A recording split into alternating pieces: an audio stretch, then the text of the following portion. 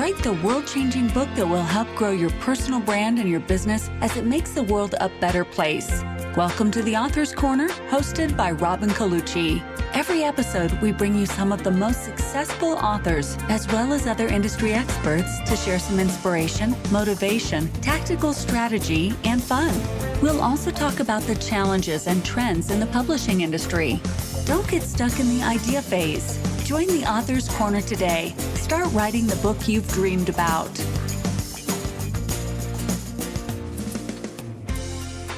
Welcome to the Author's Corner.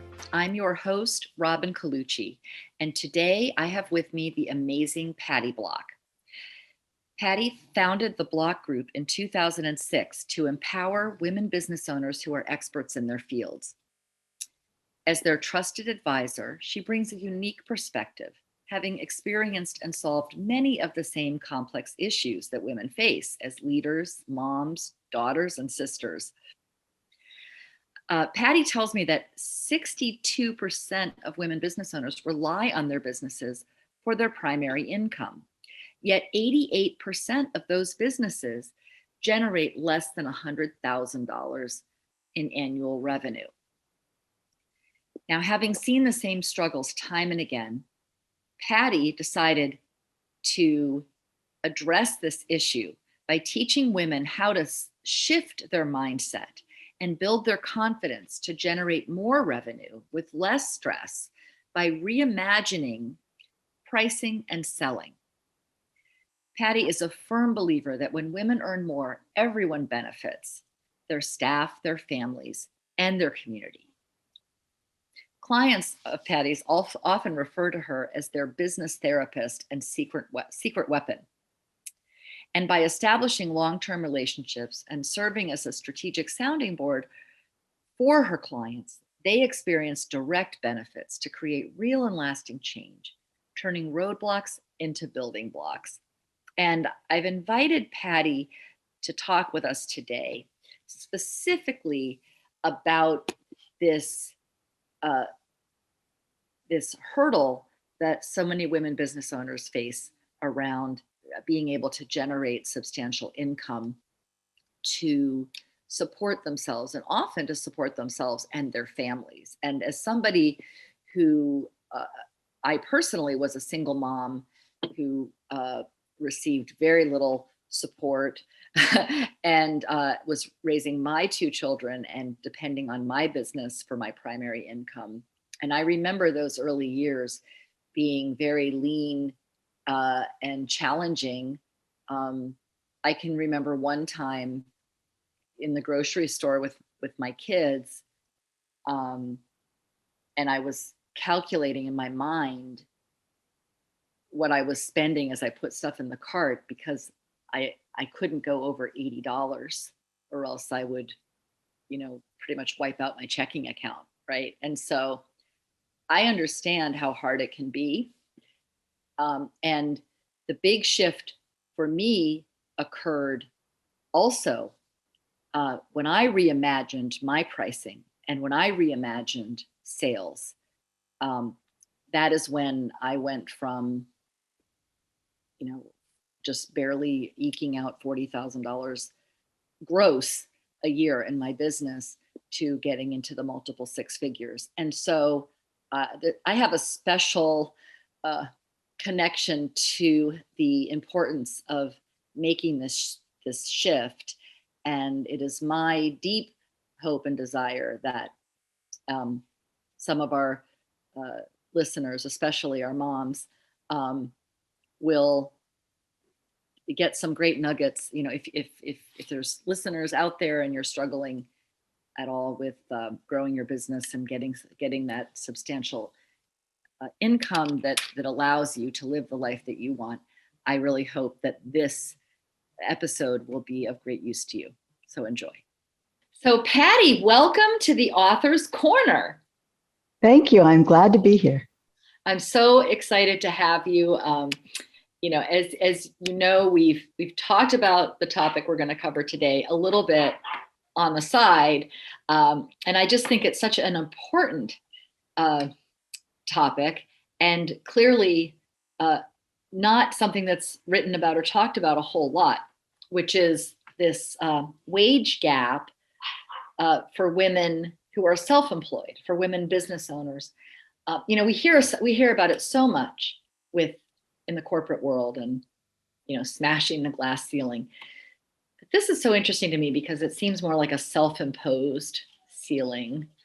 So I'd love for you to, gosh, I'm just so excited to dive right in. But okay, I'm gonna calm myself down. Let's go back a little bit and share with our listeners, like what really triggered your interest even in examining this particular issue. So it's interesting. I've had my company since 2006, and I've observed with many different companies, and I work only with women business owners, and typically they're experts in their fields. So they're highly educated, really have put a lot of energy into building their careers. Often they've come out of corporate and started companies. And so these companies have been in business maybe 2 to 10 years. And I started seeing patterns. The more I was working with women business owners, the more I listened and asked questions and did market research, the same things kept coming up over and over. One of which was using an hourly billing model, because that's what they learned, especially if they came out of corporate. Right. And because I work with a lot in financial services or professional services, that is how they're trained, is everything is done on an hourly billing model. And I really object to that because it's so transactional. Yeah. And yet they're all performing transformational services and helping their clients in these really valuable ways, but that isn't really being acknowledged. So that was my first awareness, was many years ago, starting to see these patterns, hearing the same things over and over. And you're right, to your point, it's very self-limiting. No one else is imposing their structure or their rules on us as women business owners. So we're doing that to ourselves. And often I noticed there were several reasons for that. One is comfort. So we default to, this is where I'm most comfortable, and I don't know how to change it. And it seems like a lot of work to try and figure it out. So that's the first piece. And the other piece is they want to avoid conflict. Right. And sometimes change feels like conflict. Yeah. And they're afraid that people will push back or they'll lose clients, so there's a lot of fear underneath that. Now, do you think, I'm wondering how much of this is also just conditioned, right? Of like how girls are raised, how women are kind of taught to, I don't know, how would you put it? Because it to me, it smells a little bit like there's a socialization aspect to this. I think so too. And I know that's how I was raised, in a rather chauvinistic household where my dad was the boss and everybody deferred to him. And he made it very clear that my brothers were expected to be ambitious and to have, be highly educated and to have great careers and be breadwinners. And the girls were expected to get married and have kids. And it's fine if we got our education and it's fine if we had a career, but the messaging was very specific. And now I will say that on the one hand, that takes some pressure off us. My brothers have always felt a lot of pressure to meet my dad's expectations, whereas I had different pressures. And because it was very clear that I was not expected to have a career and to build a company or whatever my path has been, I then felt somewhat rebellious. Right. Well, let me show you how this is going to work. Now, I did get married, I did have kids, and I built companies. There you go. and am the breadwinner in my family. And I had a unique circumstance in that I was 34 years old, had 3 little kids, and a surprise divorce. Huh? So it quickly became clear to me I was on my own. And I had built a company as a political consultant and a lobbyist. Oh, wow. And but that required a lot of travel. Mm. And I realized I needed to be home to stabilize my family. My youngest wasn't even 2 at that time. So I closed my business after 8 years. I grieved over that. And I took a job because I needed health insurance and I needed to stop traveling. And that actually was a great opportunity. I went to an international school and I became director of development and then director of operations. So then when I started this company in 2006, my goal was to bring that experience in finance and operations to the small business market. Mm. So to your question, yes, I think especially in Western culture, we are raised as girls, as women, with different expectations and probably different expectations of ourselves. Mm-hmm. Mm-hmm.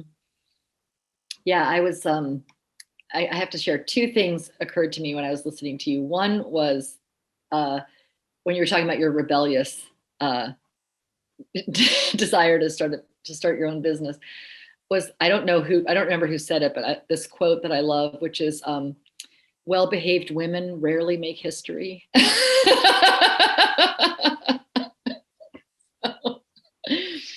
That occurred to me. But also, I was, oh shoot, I hope I don't lose this point. Because you were, oh yes, you were talking about how you had the surprise divorce, and you had these 3 little kids, and so you couldn't travel, and you had to fold that business and take a job. And it immediately made me think of the phenomenon that we've seen as a result of the pandemic, where more women have left the workplace. We have fewer women in the workplace now than we have since the 80s, since the 1980s. And that's because so many women, even in dual parent households, for some reason, like the women are the ones who had to, or who chose, but probably under a great deal of external pressures, to homeschool. I mean, obviously now all of a sudden, when you were able to send children to school, they're not going to school. So it's fallen upon the women so much to do the homeschooling. Absolutely. And I hear that very frequently. I see it. Mm. I can't imagine how I would have managed under those circumstances. I admire the women who are doing it now so much. And I have several clients who are struggling with that exact issue. They're running a company, it's growing, they're doing great, and they're juggling the homeschooling and working from home and all of the complications that come with that. So it has been a very hectic time for a lot of families. There are also a lot of women starting companies because they're leaving the workforce and they want a more flexible schedule. Which is definitely a benefit of being a self-employed woman. And so let's talk a little bit about some of the limiting beliefs that prevent women from charging what their services are worth. I mean, I actually avoid the phrase "charge what you're worth," because that's not possible, because you are priceless, in my opinion. Yeah.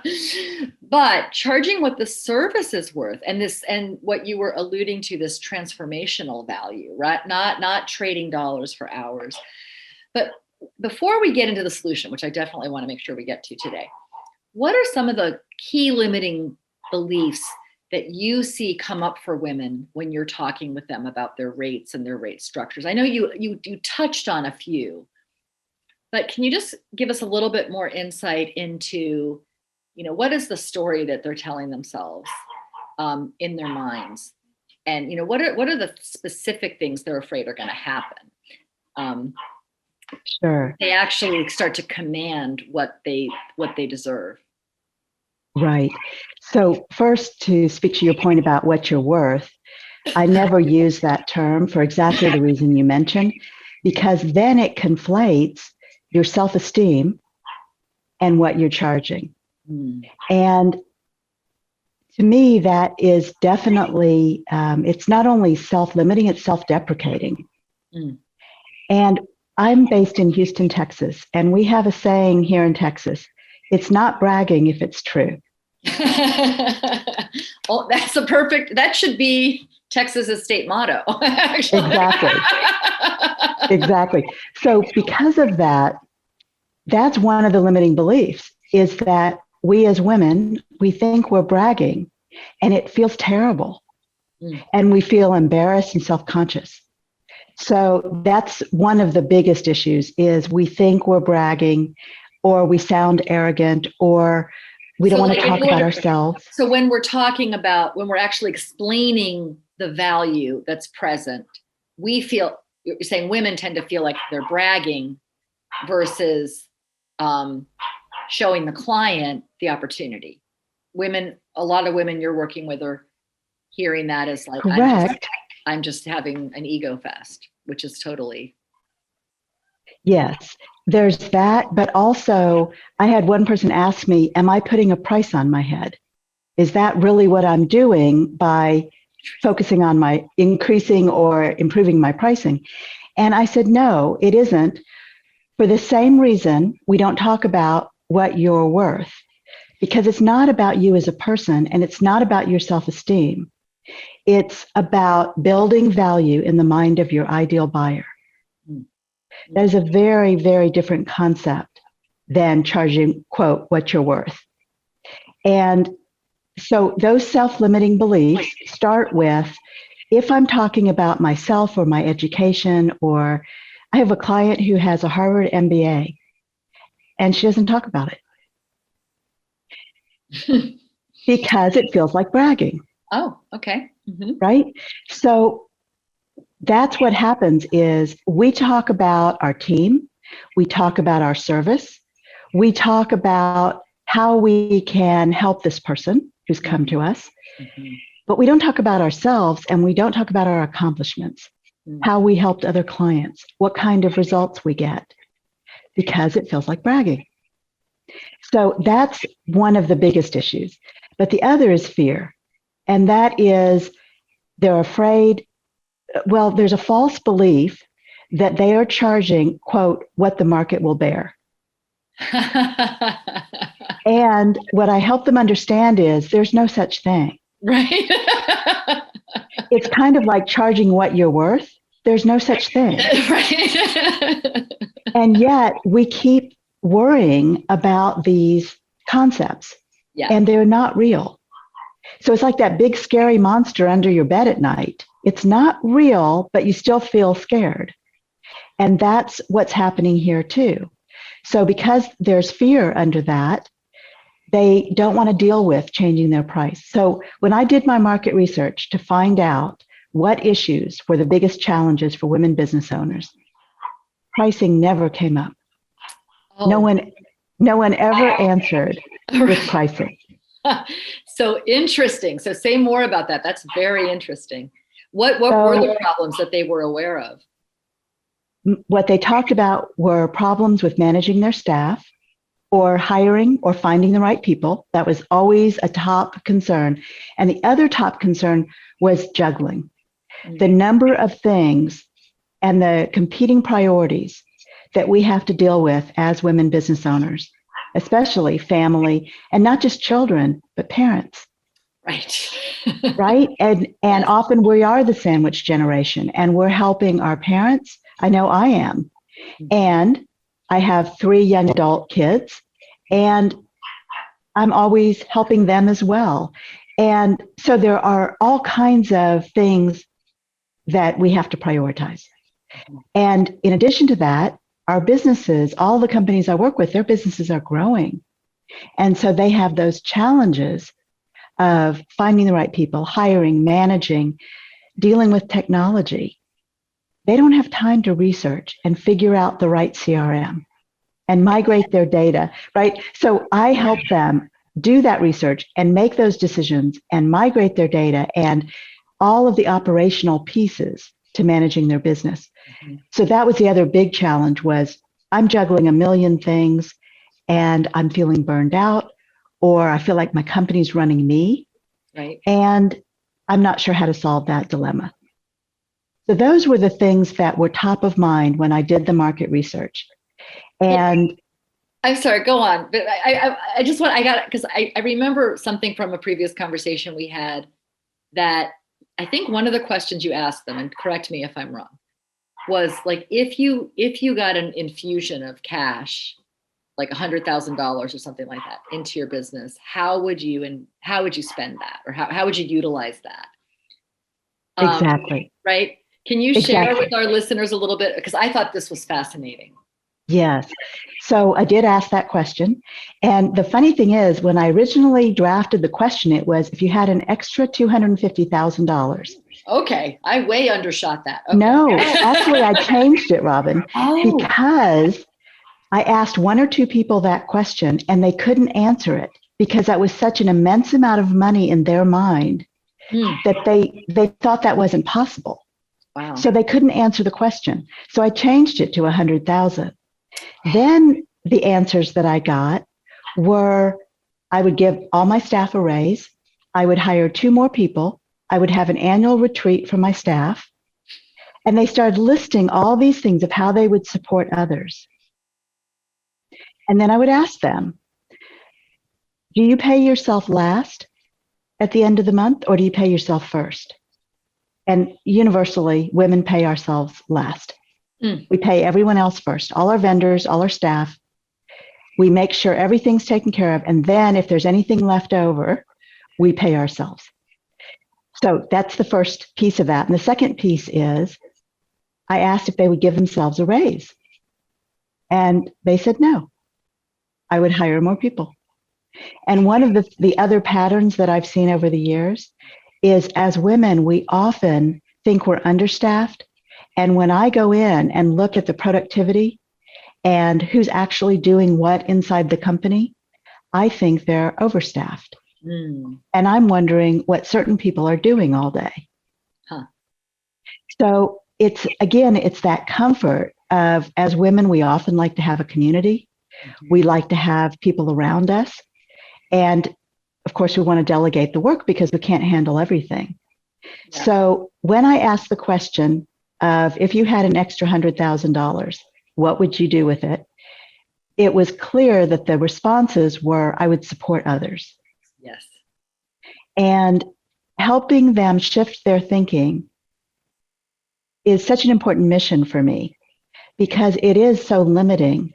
And there are so many ways that you can generate more revenue with less stress, which is now my mantra, and how I teach that it's not just your pricing. It starts with pricing because that's the linchpin for everything in a service company. Absolutely. But in addition to your pricing, if you treat sales, if you don't think of it as a 4-letter word, yeah, right? Sell is not a 4-letter word. And if you understand that you're taking your buyer on a journey and that at the end of that journey, your buyer will be ready to buy, you don't have to convince anyone of anything. Yeah, exactly. And it's more like matchmaking. So shifting the mindset and helping women understand this differently and approach it differently, it's a process and it takes time and practice. But that is what I teach, and we see incredible results. I bet, because that is such a huge mindset shift when you realize. I had a wonderful mentor who used a phrase that I've reminded myself of, I don't even know how many times, and it is, sales isn't something you do to someone, it's something you do for them. And it's so true, right? Because this person is coming to you in some sort of pain because they need a solution. And if you have a great solution, it's your responsibility to communicate, first of all, to listen to them and see, is this an appropriate solution? And if it is, to communicate your solution and to really charge a price that supports you as well as them. Exactly. Because you can't deliver your best if you're stressed and broke. and worrying about how you're going to pay your team and not even thinking about paying yourself. I mean, that's how much help can you really be to somebody? Yes. And the other thing I would add to that is I sometimes I have, here's the other limiting belief that I'll mention. Oh, good. Thinking that you're greedy if you charge more. And I also saw that in my market research that a lot of women, when we drilled down into how they felt about their pricing or what they were charging or how they communicated that, they would often say, sometimes I just feel greedy. I'm very happy with what I have and what I'm doing, and everything is fine. And I would hear that over. Oh, that's a good one. I would hear it over and over. I still hear it. Oh, it's fine. It's fine. My pricing is fine. I'm fine. My pricing's fine. Everything's fine. Yeah. Exactly. And it is fine if that's all you want. And if you're okay with that limitation. Mm-hmm. And if you are, more power to you. But one of the things that happens when you start generating more revenue is it empowers you. It empowers you as a person, as a woman, as a business owner, as a manager. Mm-hmm. And when you take that, and in fact, that is exactly what happens with all the people that I've taught to improve their pricing, improve their sales efforts, that they start bringing in so much more revenue. And then they can reprioritize what they want to do and how they want to do it and how they want to communicate their message. So it really buys you power. Mm-hmm. And it's the power to choose, the power to have choices and freedom and flexibility. Yeah. So that's really what comes of it. And it's not about being greedy. What I've found is that, because I've raised my prices many times. They're on the higher end of the world of book consulting or coaching. But what I have found is that charging, clearly one of the key values of women business owners is to support others and help create opportunities for others. But I agree with that. But what I have found is that raising my prices has enabled me to provide better opportunities to more people, like a lot better. Yes. Where, I've got multiple people working with me on my team who are earning what I was earning on a yearly basis just a few years ago. Right. But they're 30 years younger than I am. So, I find that is fulfilling, right? To be able to not just provide people some work to do, but my goal is to make sure, is to get everyone on my team to the level where everybody has a nice living wage that they can actually enjoy their life with. Exactly. And the real importance of that is that when women earn more, we share that wealth. We support others, and it's coming back into our communities. Mm-hmm. We're supporting our families. We're supporting in terms of philanthropy and what we give back to our communities. And it's not to say that men don't do that, but women have that spark of building our communities and supporting that. So that's what happens when women earn more, when they bring in more revenue in their business. It gives you choices and that power to then impact your community in a whole new way. I'm so glad you shared that, because something that I was hearing as like the essence that was coming across in all these points of view that these women, that women business owners who struggle with their rates are having.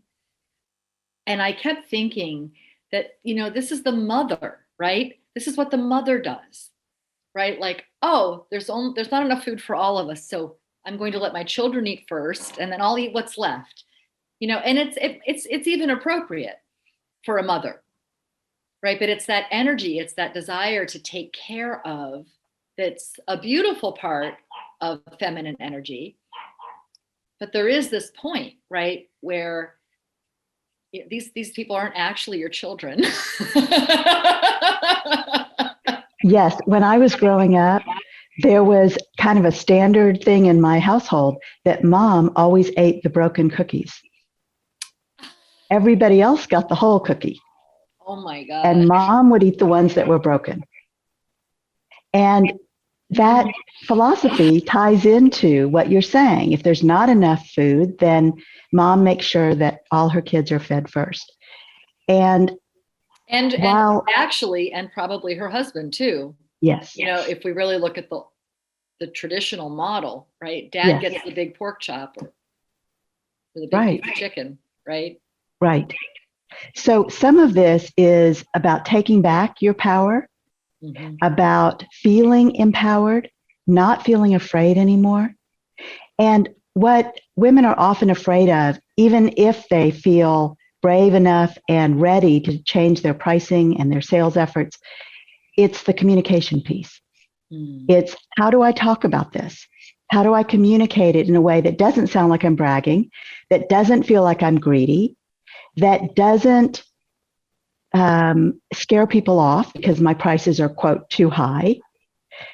I don't want to lose clients. I don't want to take a chance that I won't attract clients. And the truth is, as women, we believe that every buyer who comes to us is an ideal buyer. And if we determine they're not an ideal buyer, we believe we can turn them into one. Oh, this is the old dysfunctional dating model. It really is. Not the ideal boyfriend. I can fix him and make him an ideal boyfriend. So now we've carried that over to clients. Correct. Interesting. So when we talk about building value in the mind of your ideal buyer, that's where it gets really tricky.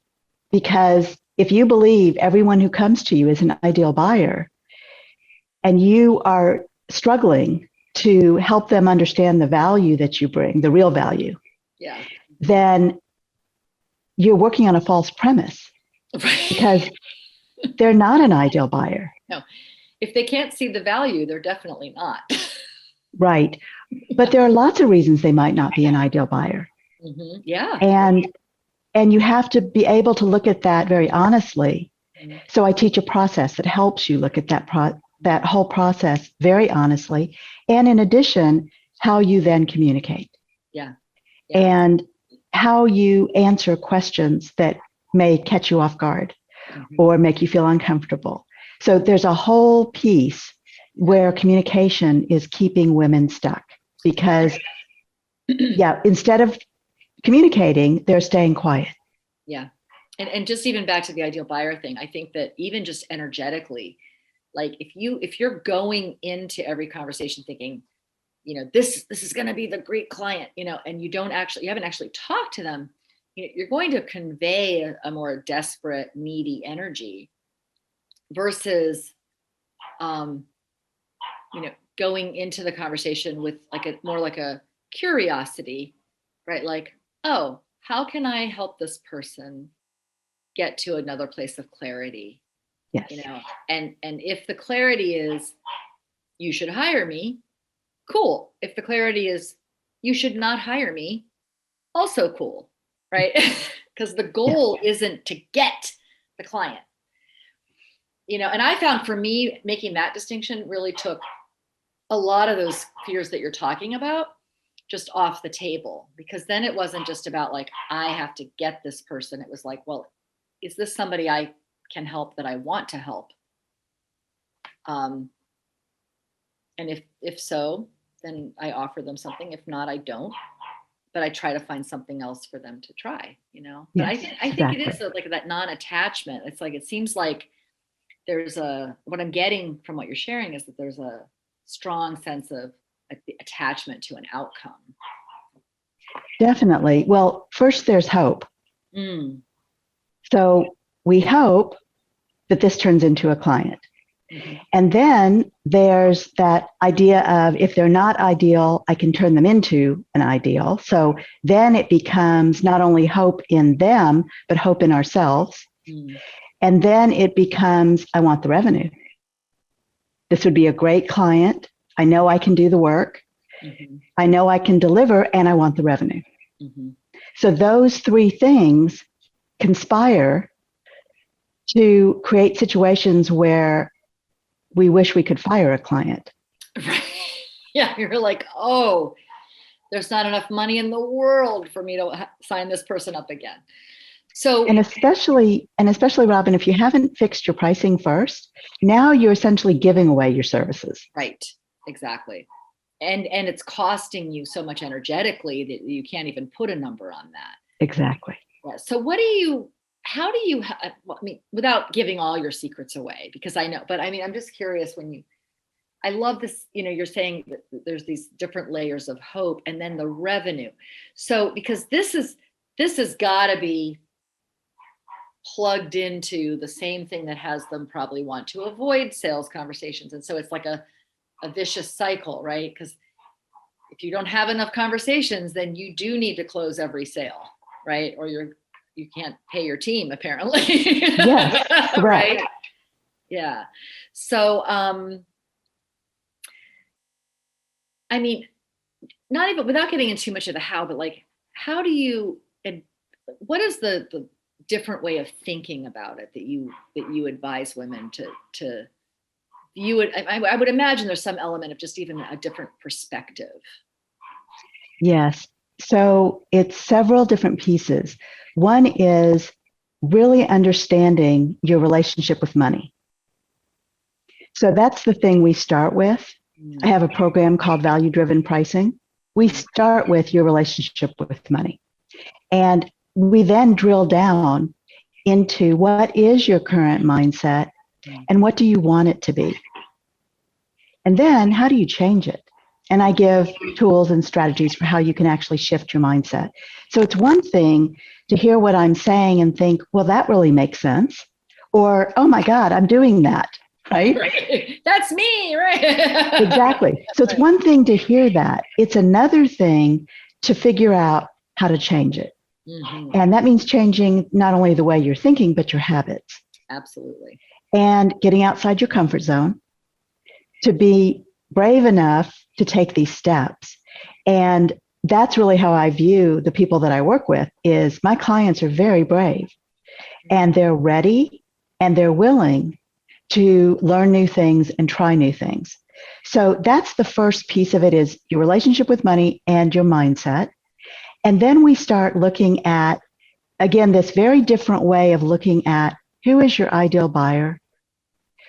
What makes them an ideal buyer? Not client. That's different. And I really make that distinction. That's interesting. Yes, because when we think of them as, and all the marketing companies talk about your ideal client and your avatar and all of these terms that they use. And the problem I have with that is that it ties into the hope, which can work against us. So if you have somebody who comes to you and you're thinking of them as an ideal client, then you're really not going to be paying attention to their buying journey. Interesting. You're going to be trying to figure out in your mind how you're going to provide the service and what you're going to charge. And as long as you're focused on that, you're not really listening to your buyer. So I make that distinction to say, look for an ideal buyer. Let's make sure we understand who you're looking for, where you're going to find them. There's a price point for every market and every service. And so you made the comment that you're probably at the higher end in your industry, but there's a price point for that buyer. And then the key becomes going to find your buyer, right? Yeah. And that is what I teach. My clients, because they're experts in their fields, they don't want 5,000 clients. They want 50 clients or 5 clients. Exactly. Yeah. And you're so right. Because like when I got clear on like really clear on who is actually the most appropriate client, I was able to cut out 80% of the networking I was doing because it just was not in the right look. It wasn't in the right places. Correct. And it was just a complete waste of time. Correct. I mean, meeting nice people is always fun, but that's not business development time. That's wasted business development time. That's correct. And on top of that, now we're addressing the juggling and competing priorities problem. There you go. Mm-hmm. Because if you're not going to 50 networking events a month, then you can focus your energy in a different way. Totally. And you become much more productive. And by productive, I mean making money. Yes. Yes, it is what keeps the lights on. Correct. And allows you to make choices and have community impact. Absolutely. Absolutely. And frankly, I mean, I was somebody who I didn't enjoy sales. I didn't enjoy that moment when they finally say, so what's it going to cost me? And I didn't enjoy that part, especially. I can really relate to what you're saying, but I have to say, like, once you work through it, really, because it's, there's lots of scary moments, but I love doing sales. It's like one of my favorite things to do, because helping someone who I know I can really help and who's going to change the world with their book, and I get to help them get there. It's so fun. I feel the same way. I'm sure you do, right? Yes. Because you can see what's on the other side for them. And it's just fun to have that conversation, to explore it together and see if this is something we want to do together. That's right. And going back to what I said earlier, it's more like matchmaking. Mm-hmm. Oh, I love that analogy, by the way. That's brilliant. It's more like finding the ideal buyer, having those conversations in a structured way so that you're taking them on this journey and you're very focused. I often advise my clients, you have to separate out sales from service. And what happens is we get so focused on how are we going to provide the service and what are we going to charge that we abandon our buyers and they're less likely to buy. Yeah. So having that structure and that process is super important. And once you learn it and you practice it, it becomes second nature. It's actually perfect for women because we love building relationships. Yes. And that's the method that I teach, is relationship building in the buying process. Yeah. And you have to, like, your buyer should be doing most of the talking. Correct. Right. So if you're not asking a lot of questions and it's just all about, and interestingly, guess what it sounds like when it's like, oh, and we do this service and we offer you this and we give you this. That sounds like bragging, actually. Right. So it's really, but when you show that you're curious about the buyer's experience and what they're exactly looking for, and what stopped them in the past, and these kinds of questions, then they get, oh, this person's interested in me. Yes. And then when you have a solution, you can really tailor what you share. They don't have to know everything about your business, right? You can tailor what you share based on what they told you. Right. It's just fun. I agree. This is great. So, so tell me, tell us a great success story of one of, I'm sure that one of many, I'm sure that you have, of a woman who came to you who was struggling with this, and what happened. So I have a couple. One in particular, it's one of my favorite stories, because she had been in business for such a long time. And this is someone, her father had started the company, then he passed away and she took over. And so the company had been around for over 30 years and was very, very successful. And I had been working with her for about 3 years, and I had been talking about raising prices, structuring it differently, communicating it differently. But she was very, very hesitant for all the reasons we've talked about. She had a lot of fear, and and was very concerned, especially that she might lose clients. Well, one thing that's really important to know is regardless of what you decide to do with your pricing, you can leave your current clients alone. Right. Yes. You can keep them exactly as they are with the structure they have and the pricing they have. Yep. Or you can grandfather them, what I like to call grandmothering. Yes. Yes. So that's exactly what she chose to do after we finally talked it through. And the turning point for her was that I had developed a cash flow analysis for the next year. This was the end of a year. We were doing it for the next year. And I showed her that if we assumed everything status quo, which is pretty much what it would be, that she would have a break-even year. And she had a team of 6 people. Right. And she was so shocked. She turned to me and said, "We are working way too hard not to have profit." Yeah, no kidding. I said, "I agree with you completely."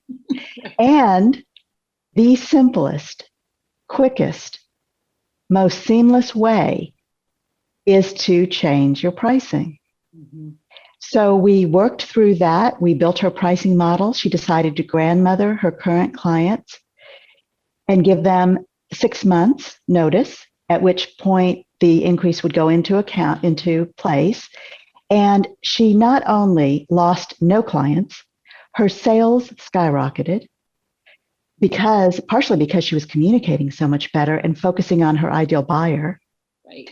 And she also found that as she was communicating this, she was getting more referrals. So all of that, the next year where we had developed that cash flow analysis, it was her biggest revenue year in business in over 30 years. That's wonderful. And so then 2 years later, when I suggested we raise prices again, there was no hesitation. There was no fear because she had such a great experience with that. Yeah, so true. And honestly, I found that as our pricing goes up, so does the quality of the clients and their level of commitment. Yes, I think that's true. And their sophistication. Yes, exactly. Yeah. So when you're working with yes, and they do understand value. And when you're working with a more sophisticated client, not only do they value you more because they understand this whole dynamic, but also they have friends. Yes. They have colleagues. Mm-hmm. And then those referrals are better quality as well. Yeah. And I also find like success begets success, right? So people who are in a position where they're both willing and able to pay the higher rates, well, generally what I find is these people value excellence, and because they provide excellence in their work, and so it's important to them, and they demonstrate that in their own work every day. And the truth is there's just not a lot of excellence out there. So if you're willing to be excellent in your providing your services, they're grateful to pay you for your excellence that you're providing, because it takes so much pressure off of them. Correct.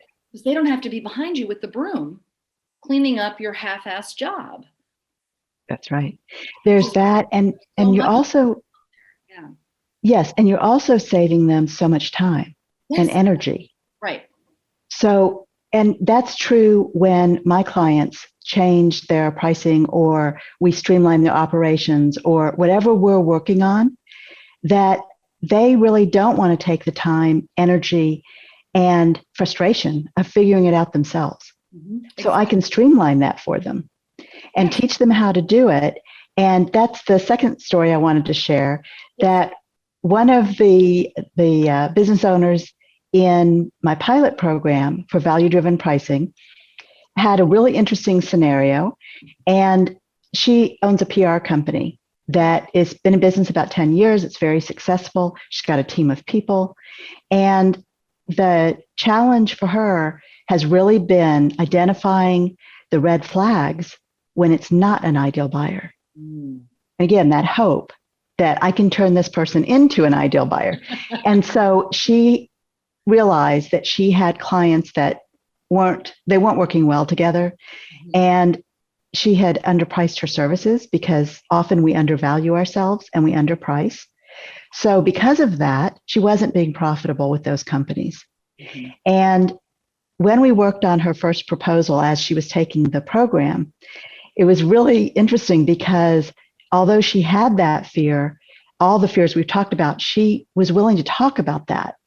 And that's really that first step is the awareness and being willing to talk about it and kind of face your monster.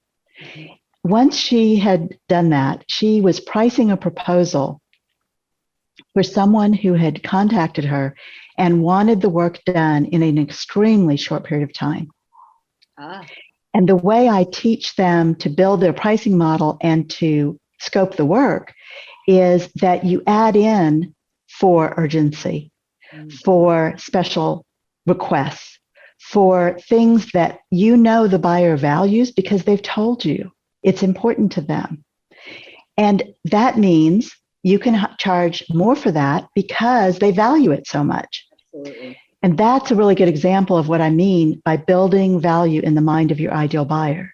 Mm-hmm. Take what they already value and then build on that. Yeah. So if someone says they need it in 30 days, there's a premium for that. Absolutely. And you're so right, because the thing I hear over and over and over again with my clients is their biggest challenge and their biggest obstacle is time. Yes. So and that's true for most of us. Right. And they're willing to pay to buy their time back. Exactly. Yeah. So it was interesting. We originally, when I looked at her proposal and I said, this is way too low. And there's so many things I think you're not factoring in here. I think you should triple it. And of course, she was horrified by that. And what we did is in steps, I was able to help her understand how she could double it, then how she could bring it up a little bit more, where the value was, and how to calculate that. Mm-hmm. So brilliant. I suggested that she go to a specific number, and she couldn't quite get there. So she went $5,000 less. She gave the proposal, and they didn't bat an eye. Right. All they asked was, when could she start? Right. She's probably going, darn. Exactly, because that's what I said, is you could have charged more. Yeah. Yeah. That's what that tells you. But that was a really good experience for her and a really good lesson. So now she doesn't have those fears, and she's much more selective in who she's working with, and she is charging more appropriately, which changes everything in her company. Totally. And, you know, there is such a thing as not charging enough, that it makes some potential clients and potentially your best clients, potential clients or buyers, your best potential buyers, think that you probably don't have the skill level that they need. If you charge too low, they're Yes. going to assume that you're new or that you don't really know what you're doing. That could be. And especially for some of the companies that I work with that have been in business for 3 years, they have some of those insecurities of, I haven't proven myself yet. And so I need to do more things for less money so I get the experience, and then I can start charging more. And what I help them understand is that is a very it's self-deprecating and a flawed way of thinking that is very, very limiting and is unnecessary. Yeah. You have proved yourself. If you had a corporate career, if you owned a business, you have proved yourself 1,000,000 times over. Mm-hmm. You don't need to keep doing that. Right. Oh my gosh. You know, this has been so helpful. I can't even believe that we're almost at an hour. Like, how did that happen? So before I let you go, Patty, tell our listeners how they can find you, because I'm positive there's a lot of women listening, that maybe heard a little something that sounded vaguely familiar. I even heard something for myself that I was like, oh yeah. I should have written it down. I'll remember when I re-listen to this. But how can our listeners find you to get some more help and support in charging appropriately for their amazing work? You bet. So you can connect with me on LinkedIn, and it's Patty Block, Patty with a Y. So connect with me on LinkedIn. I love meeting new people. And when you do, send me a little note that mentions that you heard this podcast and you're curious. And also, you can contact me through my website, which is The Block Group, theblockgroup.net. Also, I have a quiz, and I would love if your listeners wanted to take the quiz. What it does is reveal the roadblocks that you're experiencing to generating more revenue. And it's called myrevenueroadblocks.com. It's a free quiz, and you can go and you'll get a report, and it'll tell you what your score is telling you about what's in your way in terms of building revenue. Well, that sounds great. And I'm going to go take that quiz because, we're doing well, but you can always do better. So thank you so much for sharing that. And thank you so much for your presence.